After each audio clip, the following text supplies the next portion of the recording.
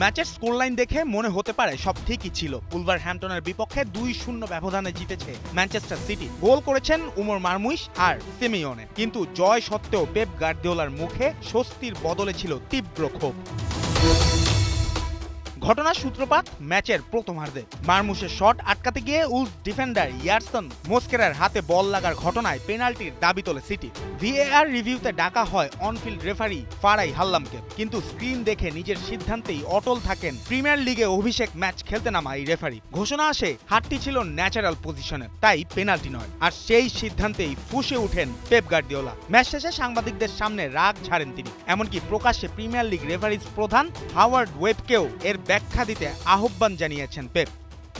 আজই তার প্রিমিয়ার লিগে অভিষেক, এখন সবাই তাকে চিনে ফেলবে। ভিআরে গিয়ে এমন সিদ্ধান্ত না বদলানো এটা বিরল।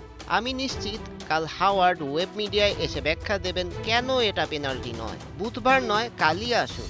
আমাদের চ্যাম্পিয়ন্স লিগ আছে, আমরা ব্যস্ত। গার্দিওলার অভিযোগ এখানেই থামেনি। তিনি টেনে আনেন ম্যানচেস্টার ইউনাইটেড ম্যাচ, ডিয়েগো দালটের বিতর্কিত সিদ্ধান্ত, এমনকি জেরেমি ডোকু আর আর্লিং হালান্ডের বিরুদ্ধে নিয়মিত ফাউল উপেক্ষা করার প্রসঙ্গ।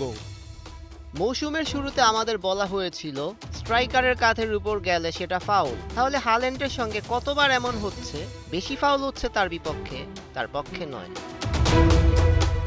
রেফারিং সিদ্ধান্ত নিয়ে এই মৌসুমে একের পর এক ক্ষোভ ঝেড়েছেন পেপ গার্দিওলা। কারাবাও কাপ সেমিফাইনালে নিউক্যাসলের বিপক্ষে 6 মিনিটের ভিএআর রিভিউ, ম্যানচেস্টার ডার্বির বিতর্ক, সব মিলিয়ে চাপ বাড়ছে সিটির শিবিরে। আর সেই চাপ সামলাতে গার্দিওলার একটাই দাবি, চোট কাটিয়ে খেলোয়াড়দের দ্রুত ফেরা। সিটিজেনদের বসের খেলোয়াড়দের চাই, কারণ লড়াই করতে হবে যে মাঠে সিদ্ধান্তের বিরুদ্ধেও।